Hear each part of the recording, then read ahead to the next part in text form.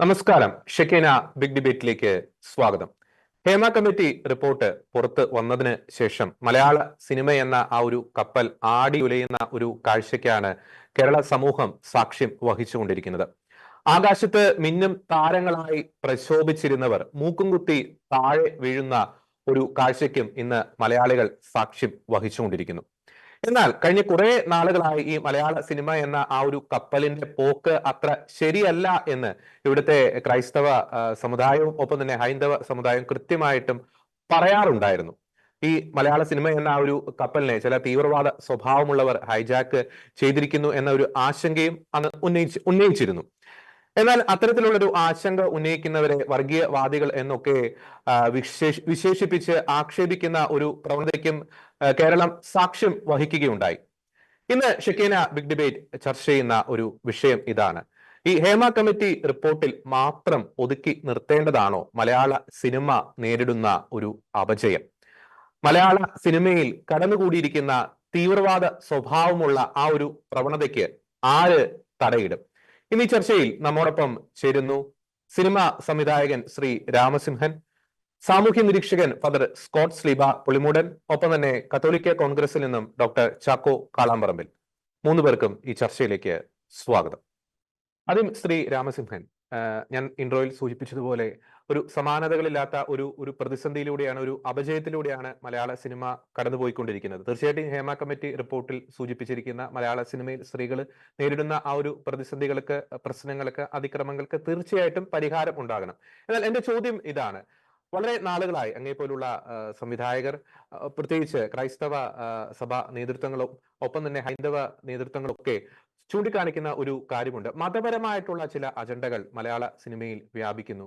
ചില ഷാഡോ പ്രൊഡ്യൂസേഴ്സിന്റെ ഒരു കൈകടത്തൽ, ഒപ്പം തീവ്രവാദ സ്വഭാവമുള്ള ചില പ്രവണതകൾ മലയാള സിനിമയിൽ വർദ്ധിച്ചുകൊണ്ടിരിക്കുന്നു. അപ്പോൾ ഈ ഹേമ കമ്മിറ്റി റിപ്പോർട്ടിൽ പരാമർശിച്ചിരിക്കുന്ന കാര്യങ്ങളെക്കാൾ അതിഗുരുതരമായിട്ടുള്ള സ്വഭാവമുള്ള ഈ ഒരു പ്രവണതകൾക്കെതിരെയും ഒരു ശക്തമായിട്ടുള്ള ഒരു അന്വേഷണം ഈ ഒരു കാലഘട്ടത്തിന്റെ ഒരു ആവശ്യം തന്നെയല്ലേ ശ്രീ രാമസിംഹൻ?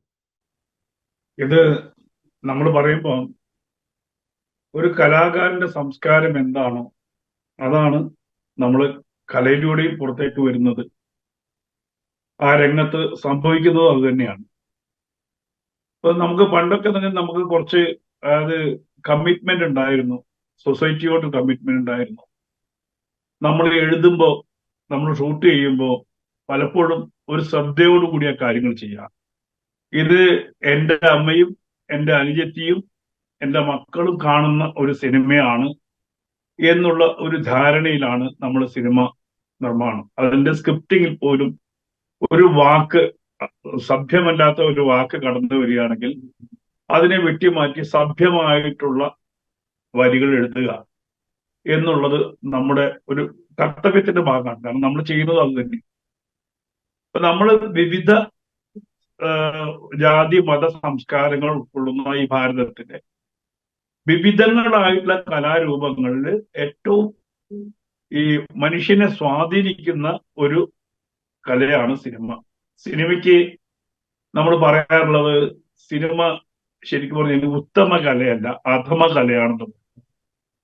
അതിന് കാരണം സിനിമ സംഭവിക്കുന്നത്, ഷൂട്ട് ചെയ്യുന്നത് പക്കാ വെളിച്ചത്തിലും ഇത് പ്രദർശിപ്പിക്കുന്നത് ഇരുട്ടിലുമാണ്.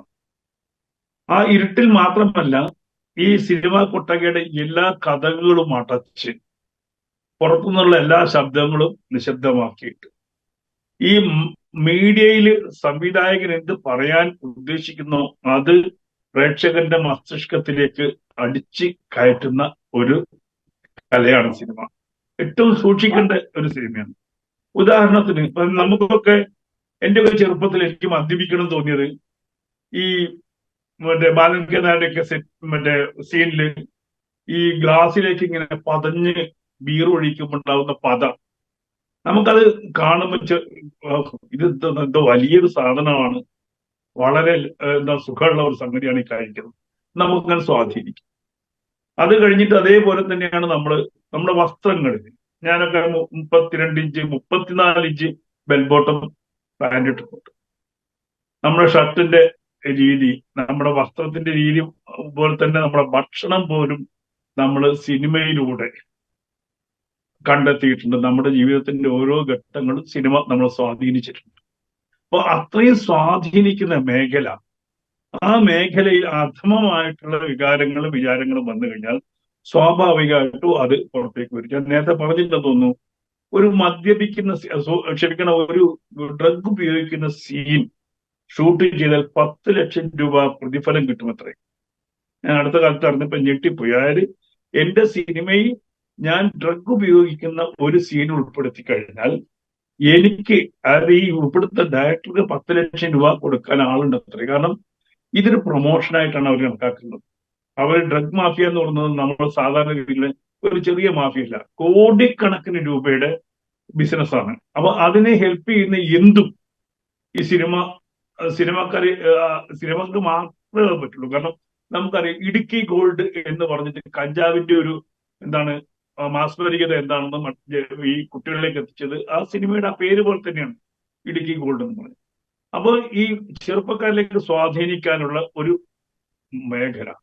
അതേപോലെ സിനിമയും സെക്സും എന്ന് പറയുന്നത് ഇന്നോ ഇന്നലെ തുടങ്ങിയത് സിനിമയുടെ ആരംഭകാലത്ത്. പക്ഷെ അതില് അന്ന് വേറൊരു പ്രത്യേകത ഉണ്ടായിരുന്നു. പണ്ടൊക്കെ സിനിമയിൽ നല്ല കുടുംബത്തിൽ നിന്ന് സിനിമയിലേക്ക് ആരും അങ്ങനെ അഭിനയിക്കാൻ വരുന്ന ഒരു സിനിമാ നടി എന്നൊക്കെ പറഞ്ഞു കഴിഞ്ഞാൽ ഒരു മോശപ്പെട്ടതായിട്ട് കരുതിയിട്ട് താഴേക്കിടയിലുള്ള ആൾക്കാരാണ് കൂടുതലും വന്നത്. അതല്ലെങ്കിൽ അത്രയും ടോപ്പ്, ഇപ്പൊ നമുക്ക് അറിയാമല്ലോ, ഏറ്റവും ടോപ്പ് ലെവലിലുള്ള ആൾക്കാർ വന്നിട്ടുണ്ട്. അവരെ ബാക്കിയുള്ളതൊക്കെ എന്ന് പറഞ്ഞാൽ ഈ ചെറുകിട ആൾക്കാരാണ്. പണ്ട് നാടകത്തിൽ പോലും സ്ത്രീകളെ കിട്ടില്ലായിരുന്നു, പകരം പുരുഷൻ സ്ത്രീ വേഷം കെട്ടിയിട്ട് അഭിനയിച്ച ഒരു കാലഘട്ടം ഉണ്ടായിരുന്നു. അപ്പൊ അതുകൊണ്ട് തന്നെ സിനിമയിലേക്ക് വലിയ വിദ്യാഭ്യാസമോ ബാക്ക്ഗ്രൗണ്ടോ ഉള്ള ആൾക്കാരല്ല ആദ്യ കാലഘട്ടത്തിൽ സിനിമയിലേക്ക് വന്നത്. അപ്പൊ അതുകൊണ്ട് തന്നെ അവിടെ ഇത്തരം എന്താണ് സെക്ഷൽ അതിപ്രസരം ഉണ്ടായിരുന്നു. പക്ഷെ അത് പുറത്തേക്ക് അങ്ങനെ വന്നിരുന്നില്ല. അത് മറ്റ് ജീവിതങ്ങളെ ബാധിക്കുന്ന രീതിയിലോ അല്ലെങ്കിൽ റേപ്പ് പോലത്തെ ഇന്ന് കാണുന്ന സംഭവം, ഇന്നലെ ഞാൻ കേട്ട് ഞെട്ടിപ്പോയിട്ട് ഒരു ആ വാർത്ത തന്നെ പഠിച്ചു. കാരണം ഒരു പെൺകുട്ടിക്ക് ലഹരി കൊടുത്ത് മയക്കിയിട്ട് നഗ്നയാക്കി അതിനുപയോഗിക്കുകയും അത് കൂടാതെ അതിന്റെ നഗ്ന ചിത്രങ്ങൾ എടുത്ത് ഭീഷണിപ്പെടുത്തുകയും ചെയ്തു എന്ന് പറഞ്ഞു.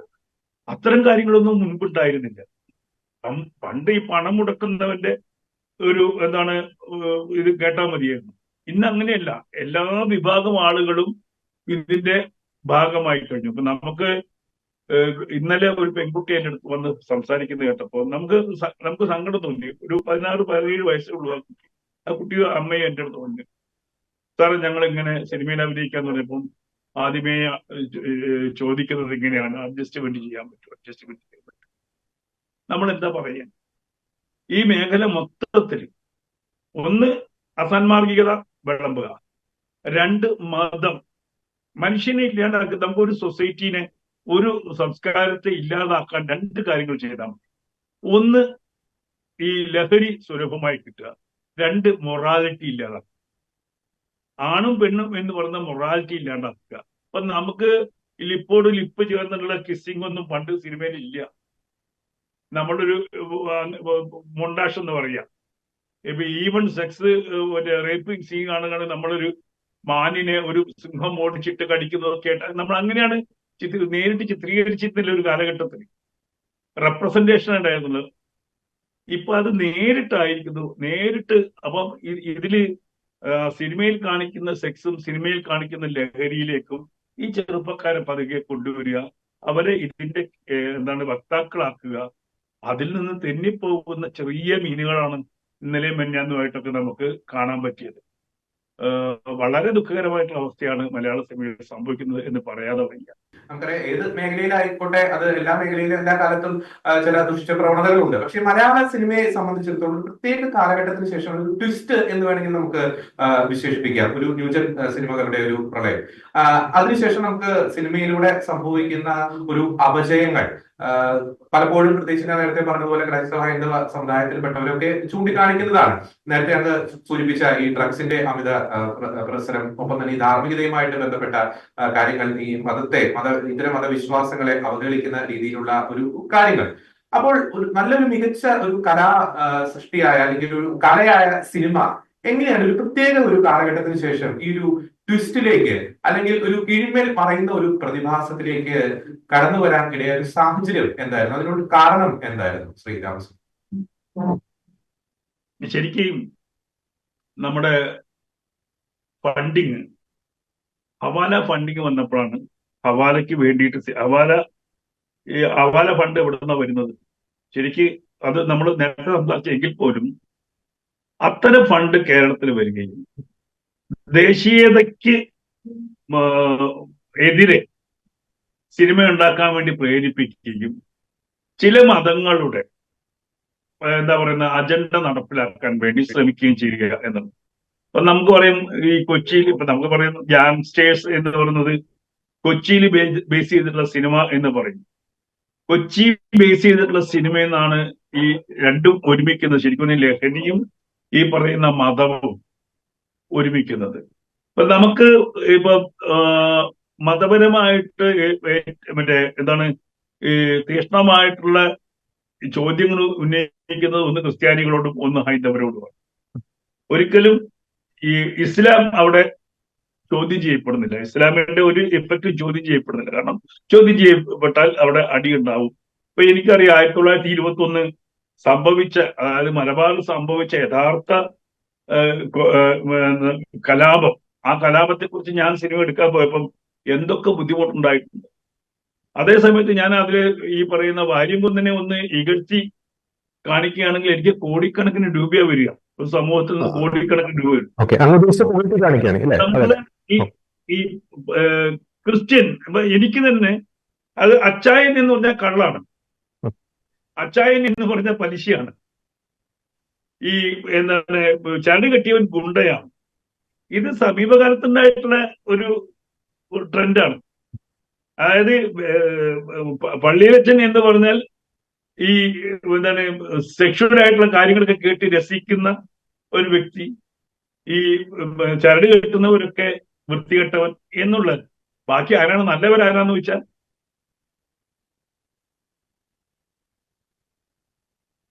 ആ ചോദ്യത്തിന് നമുക്ക് ഉത്തരം പറയാൻ പറ്റില്ല. പക്ഷെ ഇതിലെ ഒരു കാരണം ഹിന്ദുവും റിയാക്ട് ചെയ്തില്ല, ക്രിസ്ത്യാനികളും റിയാക്ട് ചെയ്തില്ല. ക്രിസ്ത്യാനികൾ അത് കണ്ട് ചിരിക്കുകയായിരുന്നു. ഈ അച്ഛന്റെ തമാശകളും ഈ കുമ്പസാരക്കൂട്ടിലെ ഇക്കിളിയും ഒക്കെ കണ്ട് ക്രിസ്ത്യാനികളും ചിരിച്ചു. അതേപോലെ തന്നെ സ്വാമി അയ്യപ്പന്റെ മറ്റേ സ്വാമിമാരുടെ തലയിൽ മീൻ വെള്ളം ഒഴിച്ചപ്പോഴും വേസ്റ്റ് വെള്ളം കൊടുത്തപ്പോഴും അത് കണ്ടിട്ട് ഹിന്ദുവും ചിരിച്ചു. ഇതിന്റെ അടിയിൽ കൂടി കടത്തിക്കൊണ്ടുവരുന്ന വിഷം അതെന്താണെന്ന് രണ്ട് സമൂഹം ഇപ്പോഴും തിരിച്ചറിഞ്ഞിട്ടില്ല. എന്റെ കാണുന്നത് ഇപ്പോഴും റിയാക്ട് ചെയ്തിട്ടില്ല. പലപ്പോഴും എന്തുകൊണ്ട് ഇങ്ങനെ എന്നെ മാത്രം കുത്തുന്നു, അല്ലെ ഞങ്ങളെ മാത്രം കുത്തുന്നു എന്നുള്ളത് ഇപ്പം അതേ സമയത്ത് ഇപ്പം ആലോചിച്ചു. ഈ ഇസ്ലാമിന്റെ നിയമങ്ങളെ കുറിച്ച് ചോദ്യം ചെയ്യാൻ വേണ്ടി മുസ്ലിങ്ങൾ തന്നെ വന്നു. ജബ്ബാർ ബാഷ് വന്നു, ലിയാഖത്ത് അലി വന്നു. അവരൊക്കെ വന്നപ്പം അവര് നേരിടുന്ന പ്രശ്നങ്ങൾ ആലോചിച്ചു. അവർക്ക് കിട്ടുന്ന തെറികൾ എന്താണ്, ഭീഷണികൾ എന്താണ്. ഞങ്ങൾക്ക് 2 ദിവസം കേട്ടു കൊന്നുകളയും എന്ന് പറയുന്ന. അപ്പൊ രണ്ടായിട്ടാണ്. മറ്റുള്ളവരെ ഇകഴ്ത്താൻ എന്ത് പണവും മുടക്കും, പക്ഷെ അത് ഞങ്ങളിലേക്ക് വരാൻ പാടില്ല.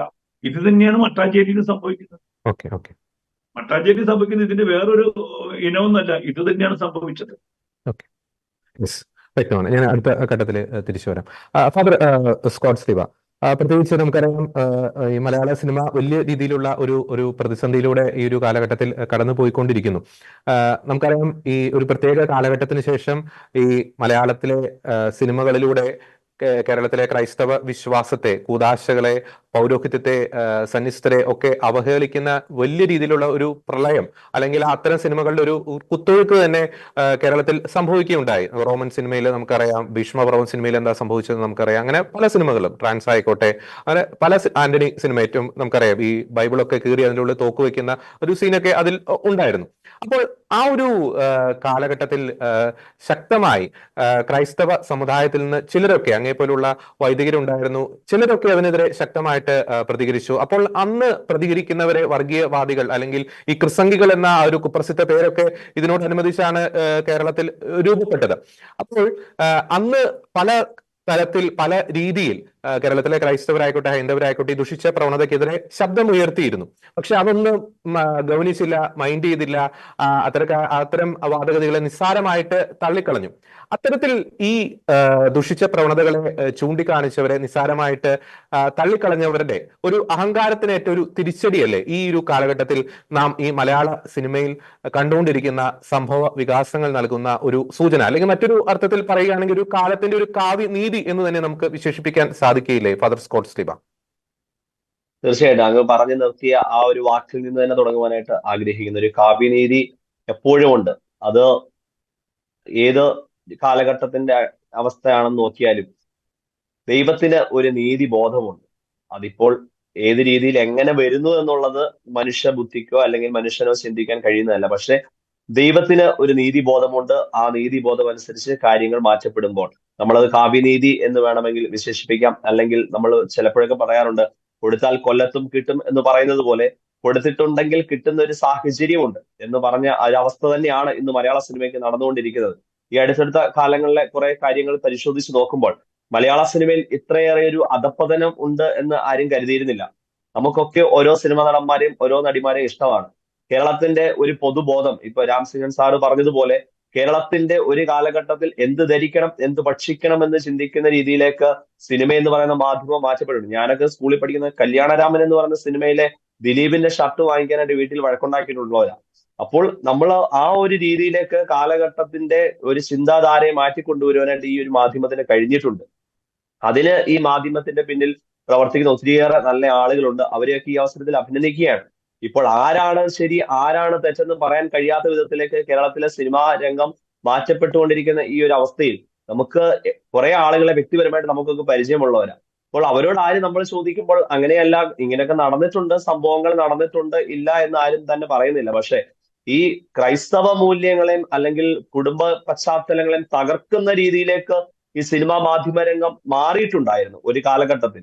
ഇവിടെ ഒരു സമൂഹം മാത്രം എപ്പോഴും വിശുദ്ധമായി നിലനിൽക്കുന്ന രീതിയിലേക്ക് ചിത്രീകരണ മേഖലകൾ മാറിയിട്ടുണ്ടായിരുന്നു. ക്രൈസ്തവ വിശ്വാസത്തെയും ഹൈന്ദവ വിശ്വാസത്തെയൊക്കെ ഒരു ചോദ്യം ചെയ്യുന്ന രീതിയിലേക്ക്, അല്ലെങ്കിൽ അതൊക്കെ തെറ്റാണെന്നുള്ള രീതിയിലേക്ക്, ചരിത്രത്തെ വളച്ചൊടിക്കുന്ന രീതിയിലേക്കുള്ള സിനിമകളും അത്തരത്തിലുള്ള കാര്യങ്ങളൊക്കെ ഇവിടെ വന്നിട്ടുണ്ടായിരുന്നു. അതിനെയൊക്കെ പ്രതിഷേധിക്കാൻ ഇന്നും ആളുകൾ തയ്യാറാകുന്നില്ല, അല്ലെങ്കിൽ പ്രതിഷേധിച്ചവരെ മാറ്റി നിർത്തുകയാണ്. അതെന്തും ആയിക്കൊള്ളട്ടെ. പക്ഷെ പ്രതിഷേധിക്കുവാനായിട്ട് ആളുകൾ തയ്യാറാകാതെ വരുന്ന ഒരു സാഹചര്യം ഇവിടെ ക്രിയേറ്റ് ചെയ്യപ്പെട്ടിരുന്നു.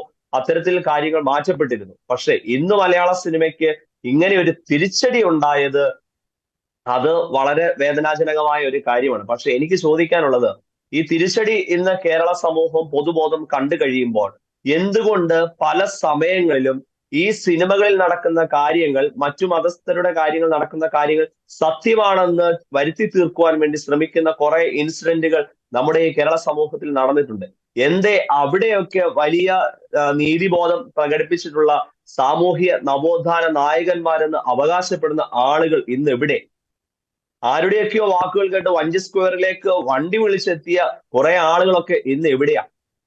അവരുടെയൊക്കെ ഇന്ന് എന്തുകൊണ്ട് ഇത്തരം കാര്യങ്ങൾ കാണുമ്പോൾ ഇത്തരത്തിലെ ധാർമ്മിക ബോധം അവരുടെ ഉള്ളിൽ ഉണ്ട് എങ്കിൽ എന്തുകൊണ്ട് ഇവർക്ക് വേണ്ടി സംസാരിക്കാനോ അല്ലെങ്കിൽ ഈ ഒരു ദുഷിച്ച അവസ്ഥയെ ഒന്ന് നേരെയാക്കുവാൻ വേണ്ടിയിട്ടുള്ള ഒരു ശ്രമം ഇവരുടെ ഒന്നും ഭാഗത്തുനിന്ന് ഉണ്ടാവുന്നില്ല? ഇവിടുത്തെ നീതിബോധ പീഠങ്ങളിൽ ഇരുന്നിട്ടുള്ള ആളുകൾ വലിയ വാതോരാതെ സംസാരിച്ചവരൊക്കെയാണ്. അവരൊക്കെ ഇന്ന് ഇതിന്റെ പിന്നാമ്പുറങ്ങളിലേക്ക് മാറി നിൽക്കുന്നു എന്ന് കാണുമ്പോൾ ഒരു ഹിഡൻ അജണ്ട എല്ലാത്തിന്റെയും പിന്നിൽ ഉണ്ടായിരുന്നു എന്നാണ് നമുക്കിപ്പോൾ മനസ്സിലാക്കാനായിട്ട് സാധിക്കും. ഓൾ ഐസ് ഓൺ റാഫ എന്ന് പറഞ്ഞ് ഒരു സിനിമ പ്രമുഖനായിട്ടുള്ള ഒരു വ്യക്തി ഇട്ടപ്പോൾ അതിന്റെ പിന്നാലെ വാലയെ പിടിച്ച് ഒത്തിരിയേറെ ആളുകൾ പോയതൊക്കെ നമ്മൾ കണ്ടതാണ്. അവരുടെയൊക്കെ ആ ഒരു നീതിബോധവും പ്രതികരണങ്ങളും ഒക്കെ ഇന്ന് എവിടെയാണ്? അപ്പോൾ ചുരുക്കം പറഞ്ഞാൽ ഇവിടെ ആളുകൾ ഉദ്ദേശിച്ചിട്ടുള്ളത് എങ്ങനെയെങ്കിലും ഒക്കെ ചില ധാർമ്മിക മൂല്യങ്ങളെ ഇല്ലാതാക്കണം, ചിലരെയൊക്കെ ഉയർത്തി കാട്ടണം, അതിന് കിട്ടുന്ന ഒരു അവസരത്തെ സിനിമ വഴി ഉപയോഗിച്ചു എന്നുള്ളതാണ് സത്യം. പക്ഷെ അതിന് ഒരു തിരിച്ചടി ഉണ്ടായി എന്നുള്ളതാണ് സത്യം. കത്തോലിക്ക വിശ്വാസത്തിൽ, ഞാനൊരു കത്തോലിക്ക പുരോഹിതനായതുകൊണ്ട് പറയുകയാണ്, കത്തോലിക്ക വിശ്വാസത്തെയും സഭയുടെ നിലപാടുകളെയും ഒന്നടങ്കം തുരങ്കം വെക്കുവാനായിട്ട് ഇവിടെ ഷാഡോ പ്രൊഡ്യൂസേഴ്സ് ഉൾപ്പെടെയുള്ളവര് ധാർമ്മികമായ മൂല്യങ്ങളെ അധപ്പതിക്കുന്ന രീതിയിലേക്ക് കൊണ്ടുപോകുന്ന സിനിമകളുമായി വന്നിട്ടുണ്ട്. അതിനൊക്കെ ചോദ്യം ചെയ്യപ്പെട്ട കാലയളവിൽ ആവിഷ്കാര സ്വാതന്ത്ര്യം എന്ന് പറഞ്ഞ ആളുകൾ ഇന്ന് എന്തുകൊണ്ട് ഈ ആവിഷ്കാര സ്വാതന്ത്ര്യം ആ ആളുകൾക്ക് ഒരു വിലങ്ങ് നടിയായിട്ട് നിൽക്കുന്ന സാഹചര്യത്തിൽ അവർക്ക് വേണ്ടി പ്രതികരിക്കാനായിട്ട് കടന്നു വരുന്നില്ല എന്ന് കാണുമ്പോൾ പൊതുബോധത്തിന്റെ മുൻപിൽ ഇവരൊക്കെ എന്ന മുഖംമൂടി അണിഞ്ഞു നിൽക്കുന്നവരാണെന്ന് നമുക്ക് പറയുവാനായിട്ട് സാധിക്കും. ആ ഒരു അവസ്ഥയെ ഉണ്ടാക്കി കൊടുക്കുവാൻ തക്കോണം ഇവിടെ ആരൊക്കെയോ ആളുകൾ ഇതിന്റെയൊക്കെ പിന്നിൽ പ്രവർത്തിക്കുന്നുണ്ടെന്നുള്ളത് സത്യമാണ്. ആ പിന്നിൽ പ്രവർത്തിക്കുന്നവരെ ആര് പൂച്ചയ്ക്കാര് മണികെട്ടു എന്ന് പറയുന്ന പോലെ ഈ പിന്നിൽ പ്രവർത്തിക്കുന്നവരെ കണ്ടെത്തുവാനായിട്ട് ഇവിടുത്തെ അധികാരികൾ തയ്യാറാകണം. ഇതിന്റെ പിന്നിലെ ഫണ്ടിങ്ങുകളെ കുറിച്ചൊക്കെ തയ്യാറാകണം. എന്തുകൊണ്ട് ചിലരുടെയൊക്കെ പേരുകൾ ഇപ്പോഴും ഹൈഡ് ചെയ്യപ്പെട്ടിരിക്കുന്നു, അല്ല ചില പേരുകൾ വന്നപ്പോൾ എന്തുകൊണ്ട് അതിനെതിരെ നടപടിയെടുക്കുവാനായിട്ട് ഇവിടുത്തെ അധികാര സമൂഹങ്ങൾ തയ്യാറാകുന്നില്ല എന്ന് പറയുമ്പോൾ ഇതിന്റെയൊക്കെ പിന്നിൽ ഒരു ഹിഡൻ അജണ്ട ഉണ്ട് എന്ന് തന്നെ നമുക്ക് മനസ്സിലാക്കാം. നമുക്ക് മലയാള സിനിമയിലെ ഒരു പ്രമുഖമായിട്ടുള്ള നടിക്ക് വലിയൊരു അപകടം സംഭവിച്ചപ്പോൾ ഈ അമ്മ എന്ന് പറയുന്ന സംഘടന ഒന്നടങ്കം അവർക്ക് ചേർത്ത് പിടിച്ചവരാണ്. അപ്പോൾ ആട്ടിൻതോലിട്ട ചെന്നായ്ക്കളായിട്ട് മാറുകയായിരുന്നോ ഇവരെന്ന് നമ്മളൊന്ന് ചിന്തിച്ചു നോക്കേണ്ട ഒരു അവസ്ഥ കൂടെയാണ് ഇത് നമ്മളെ ചൂണ്ടിക്കാണിച്ചു തരുന്ന ഒരു വസ്തുത അത് തന്നെയാണ്. ആട്ടിൻതോലിട്ട ചെന്നായ്ക്കളായിട്ട് ഇപ്പോഴും അവരൊക്കെ മാധ്യമങ്ങളുടെ മുൻപിലൊക്കെ നിൽക്കുമ്പോഴും നമ്മൾ ഓർത്തിരിക്കുക, കൊടുത്താൽ കൊല്ലത്തും കിട്ടും, അടിച്ച നാണയത്തിൽ തിരിച്ചടി കിട്ടുന്ന ഒരു സാഹചര്യമാണ് ഇപ്പോൾ നടന്നുകൊണ്ടിരിക്കുന്നത്. ഓക്കെ, വ്യക്തമാണ്. ഡോക്ടർ ചാക്കോ കാളാമ്പറമ്പിൽ, ഈ ഹേമ കമ്മിറ്റി റിപ്പോർട്ടുമായി ബന്ധപ്പെട്ട ആ ഒരു വിഷയത്തിന്റെ ഒരു പശ്ചാത്തലത്തിലാണ് നമ്മൾ ഈ ചർച്ച സംഘടിപ്പിക്കുന്നത്. തീർച്ചയായിട്ടും ഈ ഹേമ കമ്മിറ്റി റിപ്പോർട്ടിൽ പരാമർശിച്ചിരിക്കുന്ന സ്ത്രീകൾ നേരിടുന്ന ഒരു പ്രതിസന്ധികൾക്ക് ശാശ്വതമായിട്ടുള്ള ഒരു പരിഹാരം തീർച്ചയായിട്ടും ഉണ്ടാകണം. എന്നാൽ മറു സൈഡിൽ ഈ സിനിമകളിലൂടെ ഒരു കൃത്യമായി പറയുന്ന ഒരു 2010 ആ ഒരു കാലഘട്ടത്തിന് ശേഷം ഈ സിനിമകളിലൂടെ നടന്നുകൊണ്ടിരിക്കുന്ന ഇതര മതസ്ഥരായിട്ടുള്ളവരുടെ അല്ലെങ്കിൽ അവർക്ക് നേരെ ഉണ്ടാകുന്ന ഒരു അവഹേളനം ഏതൊരു സമുദായത്തിന്റെ, അത് ക്രൈസ്തവ സമുദായമായിക്കോട്ടെ, ഹൈന്ദവ സമുദായം ആയിക്കോട്ടെ, മറ്റേതെങ്കിലും സമുദായമായിക്കോട്ടെ, ആ സമുദായത്തിന്റെ നിലനിൽപ്പ് എന്ന് പറയുന്നത്, നിലനിൽപ്പിൽ ഒരു വളരെ പ്രധാനപ്പെട്ട പങ്ക് വഹിക്കുന്നത് ആ സമുദായങ്ങളുടെ ഒരു സമുദായ ബോധമാണ്, അല്ലെങ്കിൽ സമുദായത്തോടുള്ള സ്നേഹമാണ്. നമ്മൾ ഈ സിനിമകളിലൂടെ നടന്ന ഒരു അവഹേളനത്തിന് ഒരു ചരിത്രം എടുത്ത് പരിശോധിക്കുമ്പോൾ ഇവർ ആദ്യം ശ്രമിച്ചത് എന്താണ്? അതായത് ഒരു ക്രൈസ്തവരെ സംബന്ധിച്ചിടത്തോളം ഒരു ക്രൈസ്തവരുടെ ആത്മീയ കെട്ടുറപ്പിൽ വളരെ പ്രാധാന്യം അർഹിക്കുന്ന പുരോഹിതരെ ഇവർ ടാർഗറ്റ് ചെയ്തു, സന്യസ്തരെ ടാർഗറ്റ് ചെയ്തു, അവരൊരു കോമാളി കഥാപാത്രങ്ങളാക്കി ചിത്രീകരിക്കുന്നു. അങ്ങനെ ഒരു ആത്മീയ നേതൃത്വത്തോടൊരു അകൽച്ച പ്രത്യേകിച്ച് വളർന്നു വരുന്ന യുവജനങ്ങളുടെ ഇടയിൽ സൃഷ്ടിക്കുന്നതിൽ അവർ വിജയിച്ചു. പിന്നീട് നമുക്കറിയാം പല സിനിമകളിലും ഈ പറയുന്നത് പോലെ ഈ പ്രണയ കെണികളുമായി ബന്ധപ്പെട്ട ചർച്ചകളൊക്കെ നടക്കുമ്പോൾ നായകൻ ഒരു പ്രത്യേക മതവിഭാഗം, നായിക ക്രൈസ്തവൻ അല്ലെങ്കിൽ ഹൈന്ദവ മതവിഭാഗത്തിൽ നിന്ന് വരുന്നു. അപ്പോൾ അത്തരത്തിൽ സമുദായത്തിൽ നിന്ന് ഈ വിശ്വാസത്തിൽ നിന്ന് ചിലരെങ്കിലും അടർത്തി മാറ്റുന്നതിലും അവർ വിജയിച്ചു. ഈ സിനിമകളിലൂടെ അവർ കൊണ്ടുവന്ന ഗൂഢതന്ത്രങ്ങൾ, അത് ഒപ്പം തന്നെ കുദാശകളെ അവഹേളിക്കുന്ന ഒരു കാര്യം. ഒപ്പം നേരത്തെ രാമസിംഹൻ സാർ സൂചിപ്പിച്ചതുപോലെ ഈ ലഹരി ഉപയോഗം, നമുക്കറിയാം ഒരു രാജ്യത്തിന്റെ ഭാവി തന്നെ യുവജനങ്ങളുടെ കൈകളിലാണ്. അപ്പോൾ ഈ ലഹരി ഉപയോഗത്തെ പ്രോത്സാഹിപ്പിക്കുന്ന കാര്യങ്ങൾ വരുമ്പോൾ യുവജനങ്ങൾ വഴിതെറ്റിപ്പോകുന്നു. അപ്പോൾ ഈ ഹേമ കമ്മിറ്റി റിപ്പോർട്ടിൽ പരാമർശിച്ചിരിക്കുന്നതിനേക്കാളും വളരെ ദൂരവ്യാപകമായിട്ടുള്ള പ്രത്യാഘാതങ്ങൾ, ചില സമുദായങ്ങളുടെ നിലനിൽപ്പിനെ തന്നെ ബാധിക്കുന്ന രീതിയിലുള്ള ഒരു ദുഷിച്ച പ്രവണത സിനിമയിൽ നടമാടുമ്പോൾ, അല്ലെങ്കിൽ രാജ്യത്തിന്റെ ഭാവിയെ തന്നെ ബാധിക്കുന്ന ദുഷിച്ച പ്രവണത സിനിമയിൽ നടമാടുമ്പോൾ അതിനെതിരെ ഒരു കൃത്യമായിട്ടുള്ള ഒരു ആക്ഷൻ അല്ലെങ്കിൽ ഒരു നടപടി, ഒരു കേന്ദ്ര അന്വേഷണം, അന്വേഷണം, ആ രീതിയിലേക്കൊക്കെ പോകേണ്ട ഒരു സമയം തന്നെ അതിക്രമിച്ചില്ലേ ഡോക്ടർ ചാക്കോ കാളാമ്പറമ്പിൽ? ജോലി, വളരെ പ്രസക്തമായിട്ടുള്ള ഒരു ചോദ്യമാണ് താങ്കൾ ചോദിക്കുന്നത്. ഞാൻ അതിനു മുമ്പ് 1-2 കാര്യങ്ങൾ ചേർത്ത് വെക്കാൻ ആഗ്രഹിക്കുകയാണ്. നമ്മുടെ ഈ സിനിമാ ലോകം വാസ്തവത്തില് ഒരു കല എന്നുള്ള രീതിയിൽ, അത് കല ജീവിതം തന്നെയാണ് എന്നൊക്കെ നമ്മൾ പഠിക്കാറുണ്ട്, അല്ലെ പഠിച്ചിട്ടുണ്ട്. അതിന്റെ ഭാവി ഇവിടെ ബഹുമാനപ്പെട്ട രാമസിംഹൻ മാഷ് സൂചിപ്പിച്ചതുപോലെ ഇന്ന് വലിയ അവതാളത്തിലായിരിക്കുകയാണ്. കാരണം അതിന്റെ ലക്ഷ്യം എന്താണെന്ന് മറന്നുകൊണ്ടുള്ള പ്രവർത്തനങ്ങൾ ഈ മേഖലയിൽ ഇന്ന് പർവ്വതീകരിക്കപ്പെട്ടിട്ടുണ്ട്. ഞാനത് പറയുമ്പോൾ ബംഗാളിലും കേരളത്തിലും നമ്മൾ എടുത്തു കഴിഞ്ഞാൽ അവിടെ ഇടതുപക്ഷ പ്രത്യയ ശാസ്ത്രത്തിന്റെ ആശീർവാദത്തോടുകൂടി ഒരുപാട് നല്ല സിനിമകളും മോശം സിനിമകളും ഉണ്ടായ പ്രദേശമാണ്. പക്ഷെ ഇവിടെ ഈ സിനിമാ മാധ്യമത്തെ അല്ലെങ്കിൽ മാധ്യമ മേഖലയെ കൃത്യമായ ലക്ഷ്യത്തോടു കൂടി ഏതെങ്കിലും മതവിഭാഗത്തെയോ ഏതെങ്കിലും വിശ്വാസ പ്രമാണങ്ങളെയോ ഒക്കെ തകർക്കാൻ വേണ്ടിയിട്ട് ഉപയോഗപ്പെടുത്തുന്ന ഒരു അവസ്ഥയിലേക്ക് അത് സാവധാനത്തിൽ ചുവട് മാറ്റിയിരുന്നു. ഞാനത് പറയുമ്പോൾ വെറുതെ പറയുന്നതല്ല. ഇപ്പൊ നമ്മൾ മലയാളത്തിൽ തന്നെ ഒരുപാട് സിനിമകളിൽ അടുത്ത് ഇറങ്ങിയതായിക്കൊണ്ട് അതൊക്കെ ഒരു കാഷ്വലായിട്ട് യാദൃച്ഛികമായിട്ട് സംഭവിച്ചതാണെന്ന് നമുക്ക് വിശ്വസിക്കാൻ കഴിയാത്ത വിധത്തിലുള്ള സിനിമ. അത് നിങ്ങൾ ട്രാൻസ് എടുത്താൽ, റോമൻസ് എടുക്കുക, നീ അതല്ലെങ്കിൽ 18-ാം പടി എടുക്കുക, ചേര എന്ന സിനിമ, ഭീഷ്മപർവം, കാതല്, പാൽത്തു ജാൻവർ, ആന്റണി, ഈശോ, കേശു, ഈ വീടിന് നായകനൊക്കെ പറഞ്ഞ ഒത്തിരി സിനിമകൾ ഇറങ്ങി. ഇതൊക്കെ ഒരു ഉദ്ദേശം, ഒരു കൃത്യമായ ലക്ഷ്യം വെച്ചുകൊണ്ടുള്ള നീക്കമായിട്ട് കൂട്ടി വായിച്ചാൽ നമുക്ക് മനസ്സിലാക്കാം. പഞ്ചാബിലെ ഒരിക്കല് ടെലികാസ്റ്റ് ചെയ്തൊരു സിനിമയില് ക്രൈസ്തവ അവഹേളനം ഉണ്ടായി എന്ന് പറഞ്ഞ് ബോളിവുഡ് നടി രവീന്ദ്ര ടണ്ടനും അതുപോലെ തന്നെ അതിന്റെ നിർമ്മാതാവായിരുന്ന പാറക്കാനും അന്ന് ബിഷപ്പായിരുന്നു, ബിഷപ്പ് ഹൗസിൽ എത്തിക്കൊണ്ട് കർഡിനൽ ഓസ്വാൾഡ് ഗ്രേഷ്യസ് അദ്ദേഹത്തോട്, ആ ബിഷപ്പിനോട് മാപ്പ് ചോദിച്ച സംഭവം ചരിത്രത്തിലുണ്ട്. പക്ഷെ ഇവിടെ സംഭവിച്ചുകൊണ്ടിരിക്കുന്നത് ആബേലച്ചനെ പോലെയുള്ള പ്രഗത്ഭരായിട്ടുള്ള കലാസ്നേഹികളെ, കലാകാരന്മാരെ വളർത്തിക്കൊണ്ടുവന്ന സമൂഹത്തെ, ആ സമൂഹം പോലും ഇന്ന് വളർത്തിക്കൊണ്ടുവന്ന ആ സംവിധാനത്തെയും ആളുകളെയും മറന്നുകൊണ്ട് അവരുടെ സ്വാർത്ഥ ലാഭങ്ങൾക്ക് വേണ്ടി ഈ സംവിധാനത്തെ ഉപയോഗപ്പെടുത്തുന്ന അവസ്ഥയിലേക്ക് അധപതിച്ചു പോയി എന്നുള്ളത് നമുക്ക് നിഷേധിക്കാൻ കഴിയുന്നൊരു കാര്യം. ഇപ്പോ നമുക്ക് ലോകാധിപതനായ സത്യദൈവത്തെയും അല്ലെങ്കിൽ ഏകരക്ഷകനായ യേശുക്രിസ്തുവിനെയും കൂദാശകളെയും ഒക്കെ അവഹേളിക്കുന്ന വിധത്തിലുള്ള സിനിമകൾ വരുന്ന യാദൃച്ഛികമാണ് അല്ലെങ്കിൽ ഒറ്റപ്പെട്ട സംഭവമാണ് ചിന്തിക്കാൻ കഴിയില്ല. ഞാൻ പറഞ്ഞല്ലോ, ബംഗാളിലും കേരളത്തിലും ഇത് വളരെ കൂടുതൽ ഉണ്ടായിട്ടുണ്ട്. ഇന്ത്യൻ മൊത്തം സിനിമ എടുത്തു കഴിഞ്ഞാൽ ഹിന്ദി സിനിമയിൽ ഈ തരത്തിലുള്ള ഒരു അപജയത്തിലേക്ക് പൂർണ്ണമായും എത്തിയിട്ടുണ്ടോ എന്ന് എനിക്ക് സംശയമാണ്. ഹിന്ദി സിനിമയും അതുപോലുള്ള മറ്റു ഭാഷകളുടെ സിനിമകളും ഒക്കെ ഒരു പരിധി വരെ ഇത്തരത്തിലുള്ള നീരാളിപിടുത്തത്തിൽ പെട്ടിട്ടില്ല. ഇവിടെ മദ്യം, മയക്കുമരുന്ന്, സെക്സ് റാക്കറ്റ്, അതുപോലെ തന്നെ അസന്മാർഗികത, ഇമ്മൊറാലിറ്റി അല്ലെങ്കിൽ മൊറാലിറ്റിയെ തകർക്കുന്ന വിധത്തിലുള്ള ഒരു പ്രചരണ സിനിമയിലൂടെ നടക്കുന്നു. ആരാണ് പിന്നിലെന്ന് കൃത്യമായി പഠിക്കേണ്ടതാണ്. നമ്മുടെ രാജ്യത്തിന്റെ തനിമയ്ക്കും അതിന്റെ ആർഷഭാരത സംസ്കാരത്തിനും യോജിക്കാത്ത വിധത്തിൽ ഒരു മാധ്യമം പ്രവർത്തിക്കുന്നെങ്കിൽ, ഒരു മാധ്യമ മേഖല പ്രവർത്തിക്കുന്നെങ്കിൽ, സ്വാഭാവികമായിട്ടും അത് രാജ്യസ്നേഹികളായിട്ടുള്ള എല്ലാവരും ഒന്നു ചേർന്ന് എതിർക്കപ്പെടേണ്ടത് തന്നെയാണ്. ഇതിന്റെ പിന്നിലുള്ള പിന്നാമ്പറങ്ങൾ എന്താണെന്ന് അന്വേഷിക്കേണ്ടതാണെന്നുള്ളതാണ് എന്റെ വ്യക്തിപരമായ അഭിപ്രായം. സ്വാഭാവികമായിട്ട് ഇവിടെ സാംസ്കാരിക നായകന്മാരുണ്ടല്ലോ, പുരോഗമന വാദികൾ എന്ന് പറയുന്ന വ്യക്തികളുണ്ടല്ലോ. ഇവരൊക്കെ എവിടെയാണ് ഇതുപോലുള്ള പ്രശ്നം വരുമ്പോൾ? ഇവരൊക്കെ ഈ അസന്മാർഗികതയെ അല്ലെങ്കിൽ ഈ പറയുന്ന ഗൂഢ ലക്ഷ്യങ്ങളെ പിന്താങ്ങുന്നവരായി മാറുകയോ അല്ലെങ്കിൽ നിശബ്ദരായി തീരുകയോ ചെയ്യും. ആവിഷ്കാര സ്വാതന്ത്ര്യത്തിന്റെ പേരിൽ എന്ത് വൃത്തികേടും പ്രചരിപ്പിക്കാം എന്നൊരു അവസ്ഥയിലേക്ക് നമ്മുടെ സമൂഹം എത്തിച്ചേർന്നതിന്റെ ഒരു വലിയ ദുരന്തമാണ് നമ്മളിപ്പോ അനുഭവിച്ചുകൊണ്ടിരിക്കുന്നത്. അപ്പൊ ഒരു കാലത്ത് സിനിമയിൽ അഭിനയിക്കുന്നത് അദ്ദേഹം സൂചിപ്പിച്ചതുപോലെ, രാമസുബ്രഹ്മണ്യൻ സാർ സൂചിപ്പിച്ചതുപോലെ, ഒരു പരിധി വരെ അതൊരു മോശമായിട്ട് കരുതിയിരുന്ന കാലമുണ്ട്. പിന്നീട് ആ സിനിമയിലേക്ക് കുറെ കൂടെ വ്യക്തികൾ കടന്നു വരികയും നല്ല രീതിയിൽ പോവുകയും ഒക്കെ ചെയ്തു. പക്ഷെ അടുത്ത കാലത്തായിട്ട് നമ്മൾ കാണുന്നത് ഇത് വീണ്ടും പഴയതിനേക്കാൾ മോശമായ സാഹചര്യത്തിലൂടെ കടന്നുപോയിക്കൊണ്ടിരിക്കുന്നതാണ് ഹേമ കമ്മിറ്റി റിപ്പോർട്ടിലൂടെ നമുക്ക് വെളിച്ചം കാണുന്നത്.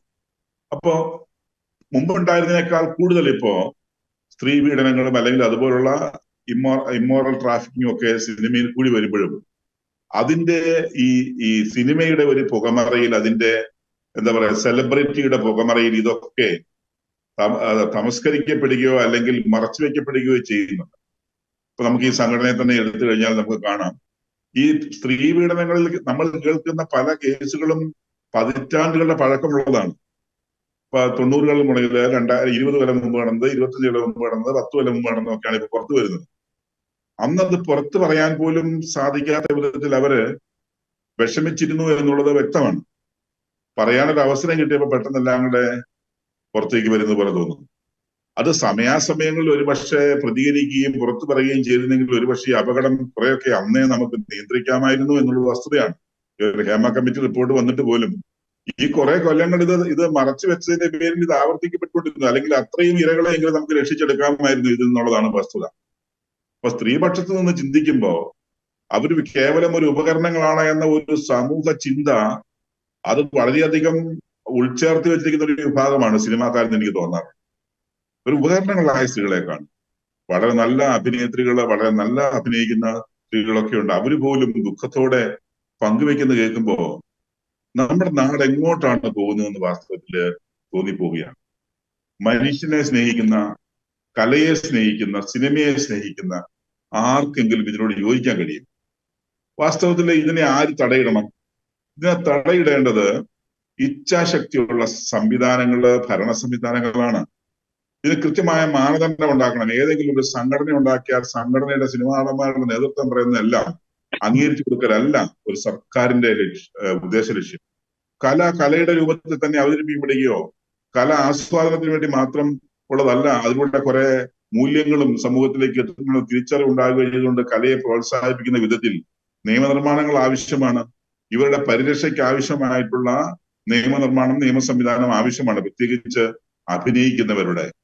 അതല്ലാതെ ഈ സിനിമാക്കാർ തന്നെ വാളെടുത്തവൻ തന്നെ വെളിച്ചപ്പാടെന്ന് പറഞ്ഞ പോലെ സിനിമാക്കാർ തന്നെ സിനിമയുടെ കാര്യം തീരുമാനിക്കുക.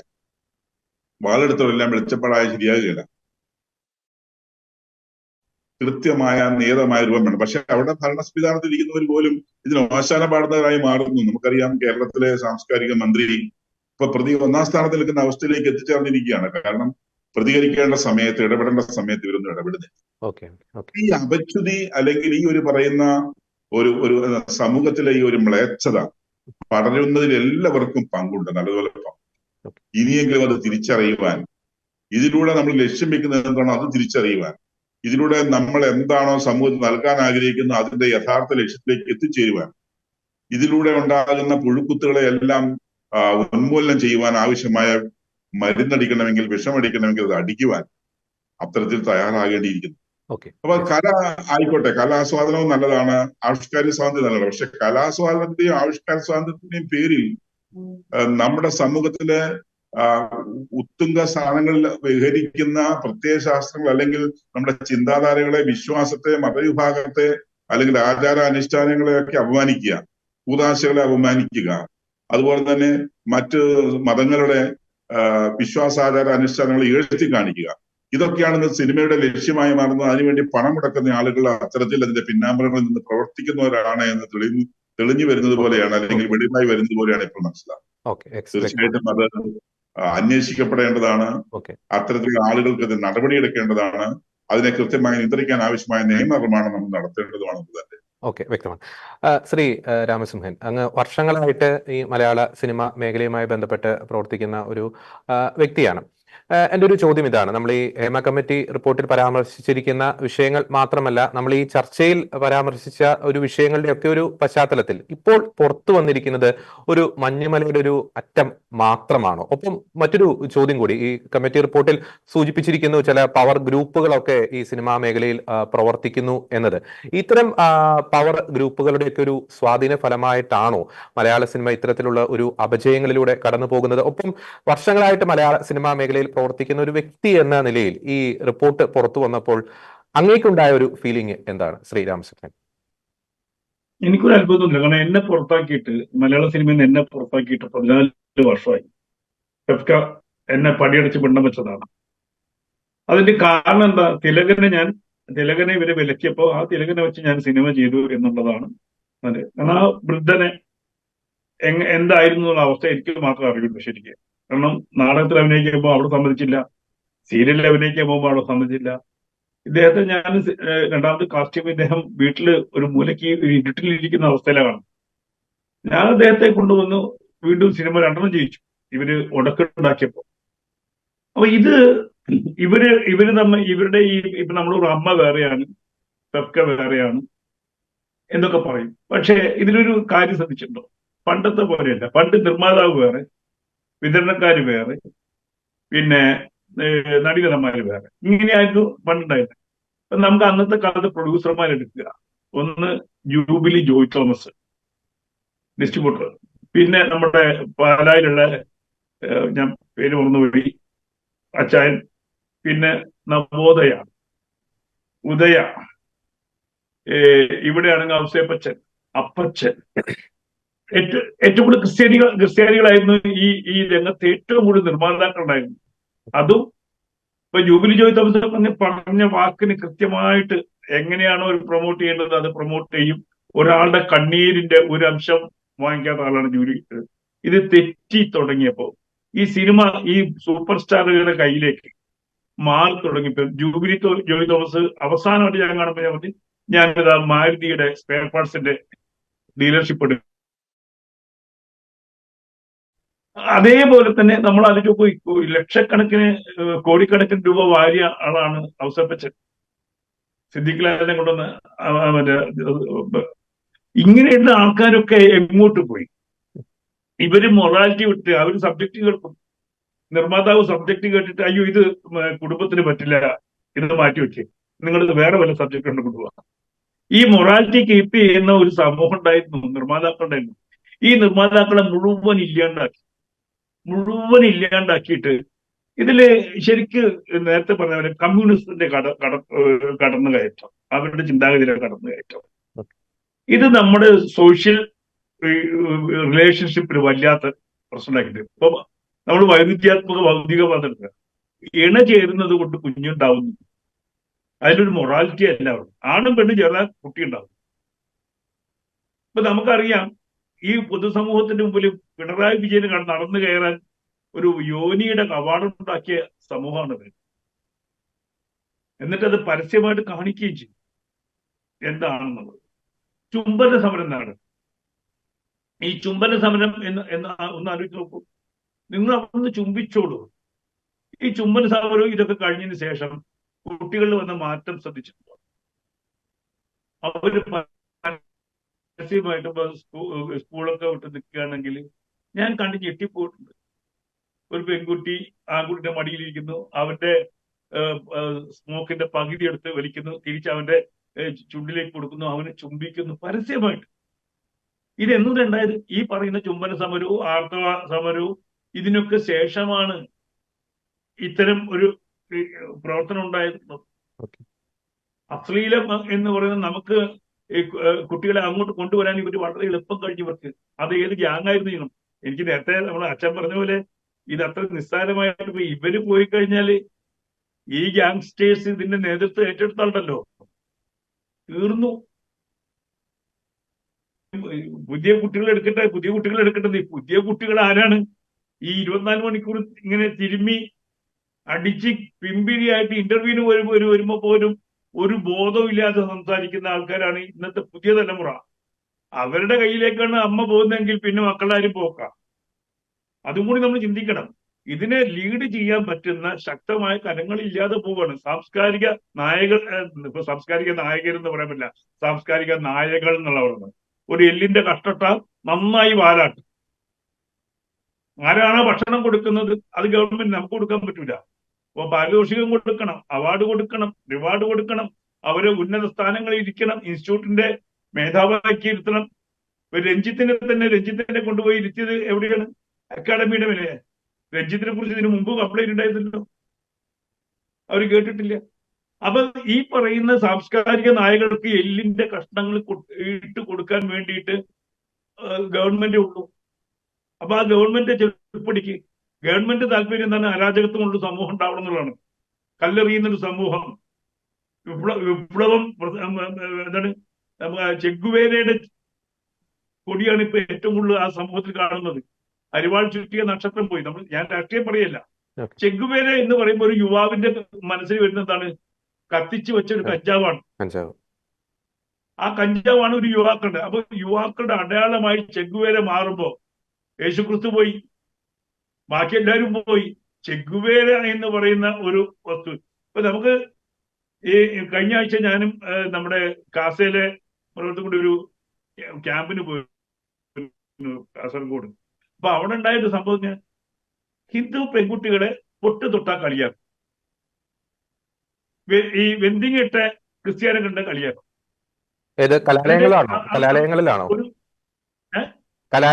വിദ്യാലയങ്ങളിലാണോ അങ്ങനെ സംഭവിക്കുന്നത്? അതെ, വിദ്യാലയങ്ങൾ സംഭവിക്കുക. അപ്പൊ അവരുടെ അടുത്തൊരു ഇൻഫ്യൂരിറ്റി കോംപ്ലക്സ്. അയ്യേ, പൊട്ട് തൊട്ട് ആരെങ്കിലും നടക്കുവോ? ഈ വെന്തിങ് ഇട്ട് ആരെങ്കിലും നടക്കുവോ?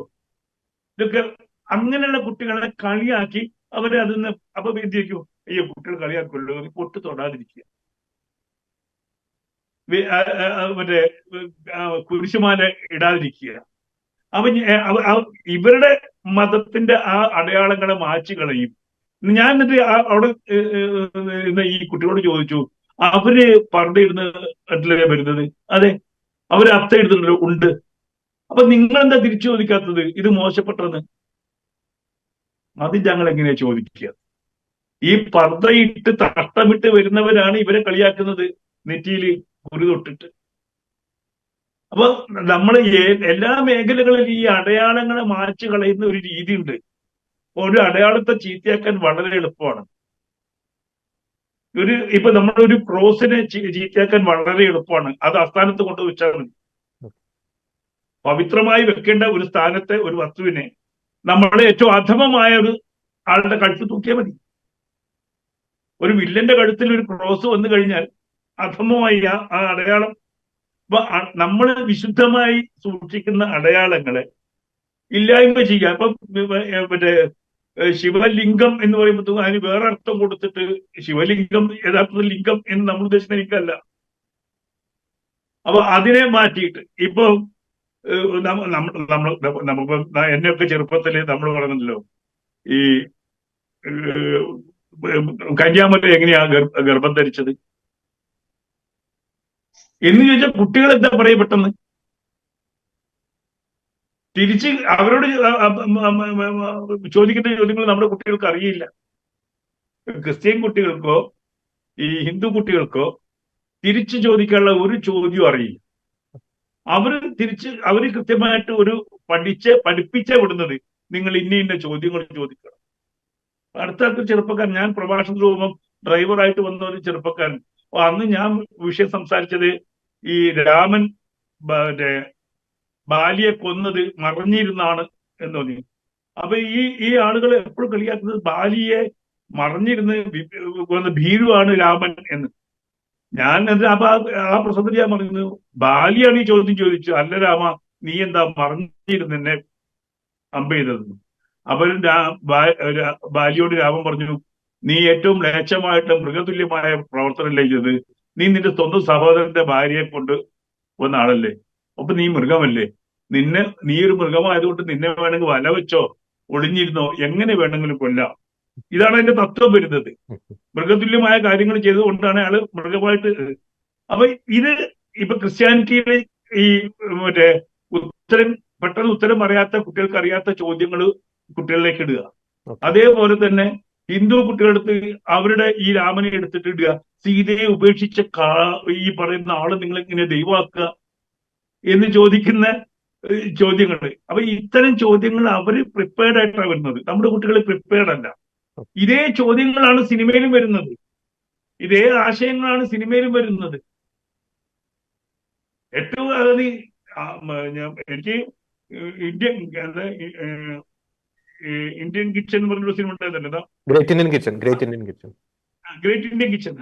അപ്പൊ അതിലൊക്കെ ഏത് പക്ഷത്ത് നിന്നിട്ടാണ് അവർ സംസാരിക്കുന്ന ആലോചിച്ചു.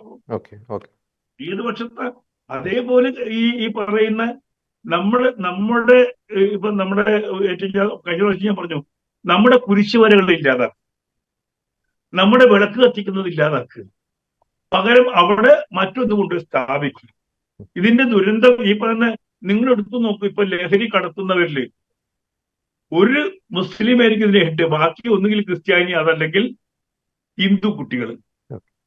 നഴ്സിംഗിന് പഠിക്കുന്ന, ബാംഗ്ലൂർ പഠിക്കുന്ന നഴ്സിംഗിന് പഠിക്കുന്ന കുട്ടികളെയാണ് ലഹരി കടത്തിന് ഇവിടെ ഉപയോഗിക്കുന്ന, ഏറ്റവും കൂടുതൽ ഉപയോഗിക്കുന്നത്. ആർക്കാണ് നഷ്ടപ്പെടുന്നത്? ഇതൊക്കെ സിനിമയുടെ ഭാഗം തന്നെയല്ലേ. ഞാൻ പറയും, ഈ ലഹരി ഇത്ര ഉപയോഗം വർദ്ധിക്കുന്നതും ഇതിനെ പ്രൊമോട്ട് ചെയ്യുന്നതും സിനിമയാണ്. ഒരാള് മിണ്ടിയിട്ടുണ്ടോ? ഇപ്പൊ എനിക്ക് തോന്നുന്നു ഹേമ കമ്മിറ്റി റിപ്പോർട്ടിൽ അത് ഉണ്ടെന്ന് തോന്നുന്നു, ലഹരിയുടെ ഉപയോഗത്തെ പറഞ്ഞിട്ടുണ്ടെന്ന്. അപ്പൊ ലഹരിയുടെ ഉപയോഗവും ഇതുമായിട്ട് അടുത്ത ബന്ധമുണ്ട്. ലഹരി ഉപയോഗിച്ചിട്ടാണ് ഈ കാണുന്ന പെണ്ണിനൊക്കെ കയറി പിടിക്കാൻ തോന്നുന്നത്, ഓപ്പണായിട്ട് ബലാത്സംഗം ചെയ്യാൻ തോന്നുന്നത്. ഇവരൊക്കെ ലഹരിയുടെ അടിമയായിട്ട് മാറിയിട്ടുണ്ട്. ഒരു ബന്ധവുമില്ല, ആങ്ങളയില്ല പെങ്ങളും ഇല്ല എന്ന് പറയുന്ന അവസ്ഥയിലേക്ക് മാറിയിട്ടുണ്ട്. അപ്പൊ നമ്മളിത് പ്രത്യക്ഷത്തിൽ ഇപ്പൊ സെക്ഷൽ ഹറാസ്മെന്റ് എന്നുള്ള കാര്യം മാത്രമേ കണ്ടിട്ടുള്ളൂ. അതിന്റെ അപ്പുറത്തേക്ക് പോകുന്ന ലഹരിയുടെ വിപണനം, മാർക്കറ്റിംഗ്, അതിന് കൊടുക്കുന്ന പരസ്യം, ഇതൊക്കെ വേറെ കമ്മിറ്റി വെക്കണം ശരിക്കും പഠിക്കണമെങ്കിൽ. വരുന്ന ലഹരിയും അതിലൂടെ വരുന്ന പെൺവാണിഭവും എങ്ങനെയാന്നുള്ളത് നമ്മൾ പഠിക്കാൻ വേറെ ഇനി കമ്മിറ്റി വെക്കേണ്ടി വരും. ഓക്കെ, വ്യക്തമാണ്. ഞാൻ സമയപരിമിതി മൂലമാണ് ഇടപെടുന്നത്. ഫാദർ സ്കോട്ട് സ്ലീവ, നേരത്തെ ശ്രീ രാമസിംഹൻ സൂചിപ്പിച്ച കാര്യങ്ങൾ, വളരെ ആശങ്ക ജനിപ്പിക്കുന്ന കാര്യങ്ങൾ അദ്ദേഹം പങ്കുവയ്ക്കുകയുണ്ടായി.